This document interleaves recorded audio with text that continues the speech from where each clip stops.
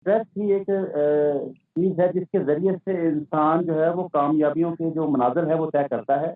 लेकिन इसमें प्रॉब्लम ये है कि जब बहुत सारी चीज़ें इकट्ठी स्ट्रेस में आती हैं, बहुत सारी चीज़ें जब फाइलें खुल जाती हैं, जैसे एक बहुत सारी ऐप्स मोबाइल में खुल जाएँ तो मोबाइल भी स्ट्रेस में आ जाता है। इसी तरह दिमाग जो है इंसान का मुख्तलिफ़ चीज़ों में खो जाता है। जब मुख्तलिफ़ सोचों को एक ही वक़्त में सोचता है तो वो स्ट्रेस खतरनाक है। लेकिन अगर आप किसी एक चीज़ के बारे में सोचते हैं और एक चीज़ को आप मद्देनज़र रखते हुए पूरी एनर्जी अपने दिमाग की लगाते हैं और उस काम को करने की कोशिश करते हैं, तो ये तो आपके जो है वो कामयाबी का एक ज़रिया बनता है। लेकिन यही स्ट्रेस अगर आपके दिमाग के अंदर स्टेबिलिटी नहीं है और आप मुख्तलिफ़ चीज़ों को जो है वो एक ही वक़्त में करना चाहते हैं और बहुत सारे काम आप बहुत जल्दी करना चाहते हैं, तो फिर ये स्ट्रेस खतरनाक हो जाता है, जिससे फिर आपकी पूरी बॉडी का ब्लड फ्लो स्लो हो जाता है, आपके बैक मसल्स खिंच जाते हैं, आप अनहैप्पी रहते हैं और आप तमाम एनर्जी अपने दिमाग की वेस्ट कर लेते हैं, किसी काम नहीं आती वो एनर्जी। अब उस एनर्जी को आप कैसे जो है वो महफूज़ रख सकते हैं कामों के लिए, काम आपने करने हैं, ज़िंदगी में कामयाबी भी लेनी है, तो इसके लिए आपको ब्रीथिंग टेक्निक के ऊपर भी काम करना होगा अपने जिस्म के अंदर और इसके अलावा आप अपनी बॉडी की जो है वो मुख्तलिफ ऐसे मसल्स जो स्टिफ हो जाते हैं, जैसे कि back muscles, upper back muscles, आपकी टाँगों के पीछे वाले मसल्स, हैमस्ट्रिंग मसल्स, अगर इनके ऊपर काम किया जाए तो स्ट्रेस को कम किया जा सकता है। हुँ, अब स्ट्रेस भी जो है टाइप्स हैं। एक स्ट्रेस तो है आपका काम का स्ट्रेस जैसे हमने बात की। हुँ, एक इमोशनल स्ट्रेस है जो रिश्तों का स्ट्रेस होता है। हुँ, उसके ऊपर भी बात करूँगा। इमोशनल स्ट्रेस ज़्यादा खतरनाक होता है, क्योंकि हुँ, इमोशनल स्ट्रेस कुछ भी नहीं करने काम का स्ट्रेस जो होता है ना वो इंसान कुछ ना कुछ तो करता रहता है, कोई ना कोई काम के ऊपर काम तवज्जो देता है अपनी। लेकिन जो इमोशनल स्ट्रेस होता है ये इंसान को तोड़ देता है। आज की एग्ज़ैक्टली। दुनिया में सबसे बड़ा स्ट्रेस रिश्ते का स्ट्रेस है, रिश्तों हुँ, का स्ट्रेस। जब हुँ, आप रिश्तों के स्ट्रेस में पड़ जाते हैं और उसमें हम सबसे बदकिस्मती से सबसे बड़ा प्रॉब्लम ये है कि हम गुफ्तगू खत्म कर देते हैं। हालाँकि स्ट्रेस कम करने के लिए गुफ्तगू करनी चाहिए। हुँ। जो आपकी जो कम्युनिकेशन है ये स्ट्रेस को कम करती है। जब आपकी कम्युनिकेशन बंद हो जाती है तो फिर ये स्ट्रेस बढ़ना शुरू हो जाता है। आप अंदर ही अंदर बहुत सारी चीज़ों को जो है वो आप खुद ही जो है वो ऑब्ज़र्व करते हैं और खुद ही अपने अंदर से उसको जवाब दे के उसको पैक कर देते हैं कि ये इसने ऐसे सोचा होगा। दूसरों के बारे में राय कायम कर लेते हैं।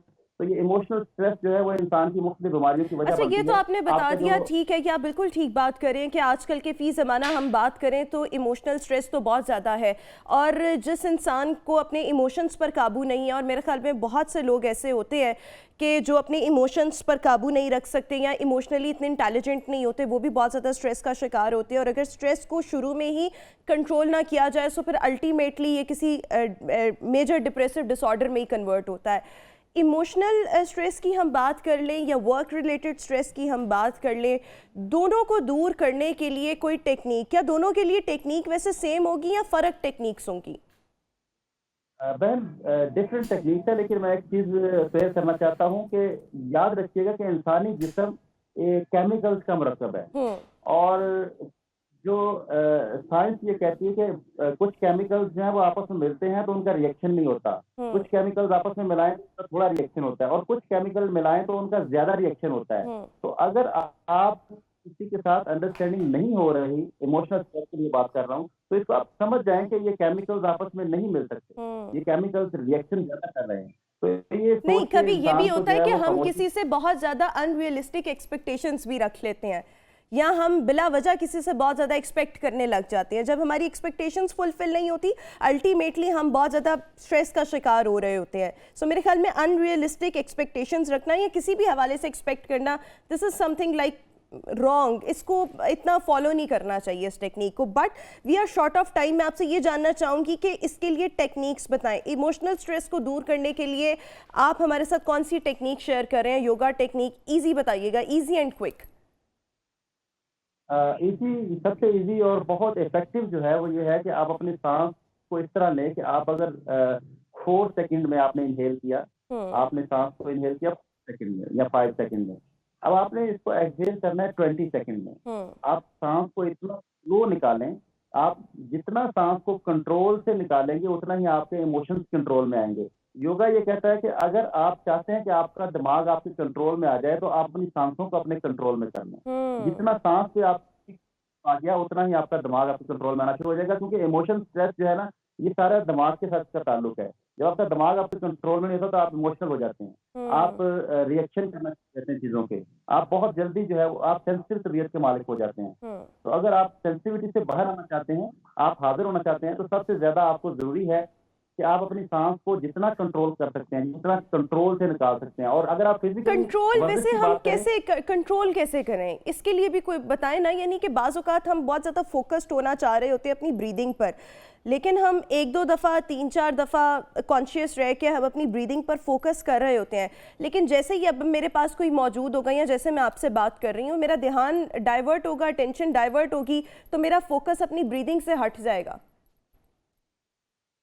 उसके लिए बहन बहुत आसान है। अगर आप किसी भी जगह बैठे हैं तो अपनी टेक छोड़ दें, अपनी कमर को सीधा कर लें। जैसे ही आप अपनी बॉडी को कॉन्शियस करते हैं तो आपका ब्रेन भी कॉन्शियस हो जाता है। जब आप अनकॉन्शियसली पोजीशन में बैठे होते हैं तो आप अनकॉन्शियसली बहुत सारी चीज़ों को सोचते हैं। और सबसे अहम चीज़ है आपका देखना। अगर आप इर्द-गिर्द देखते नहीं हैं तो आपका दिमाग खाली नहीं हो सकता। अगर आप अपने दिमाग को रोकना चाहते हैं तो आप अपनी आँखों का इस्तेमाल शुरू कर दें। जैसे ही आपकी आँखें काम करेंगी आपका दिमाग ठहर जाएगा, क्योंकि लम्हा-ए-मौजूद जो है ये हकीकत है। और जब आप लम्हा-ए-मौजूद से टूटते हैं, पास्ट और फ्यूचर में जाते हैं तो ये स्ट्रेस है। पास्ट आपका डिप्रेशन है, फ्यूचर आपका एंग्जायटी है। और स्ट्रेस की टाइप्स भी अगर इसमें डिफरेंट टेक्निक्स इस्तेमाल होंगी। अगर पास्ट का स्ट्रेस है तो उसमें आपको मूवमेंट को बढ़ाना है, अपनी फिजिकली मूवमेंट को तेज करना है।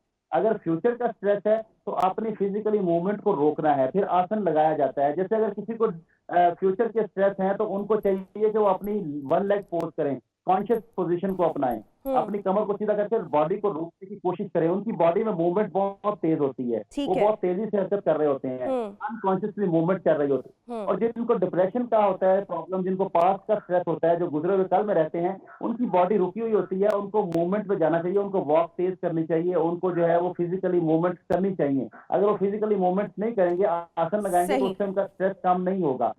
अब हम ये करते हैं बात कि जो आपके तनाव, मेरे पास वक्त बहुत कम है, क्विकली एक और इजी टिप शेयर कर दीजिएगा, टेक्निक बहुत तेजी के साथ, क्योंकि फिर मैंने ब्रेक पर जाना है।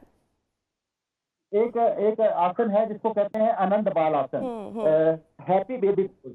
हैप्पी बेबी पोज जरूर किया करें। जब बच्चा बहुत खुश होता है तो वो इस तरह अपने पाँव को पकड़ लेता है, अपने दोनों पैरों को पकड़ लेता है, सही, अपने दोनों टांगों को पकड़ लेता है। जब आप स्ट्रेस को कम करना चाहें, आप रिलैक्स होना चाहें, मेंटली रिलैक्स होना चाहें, तो आप दोनों पाँव को ऊपर ला के ऐसे पकड़ लें, हैप्पी बेबी पोज करें, इस पोजीशन में रुकें और अपने घुटनों को थोड़ा नीचे की तरफ प्रेस करने की कोशिश करें कि हैमस्ट्रिंग मसल्स और हिप आपके जॉइंट्स इनके ऊपर स्ट्रेच आए जरा। जब आपके हिप जॉइंट्स की बेहतर होती है तो आपका स्ट्रेस कम होना शुरू हो जाता है।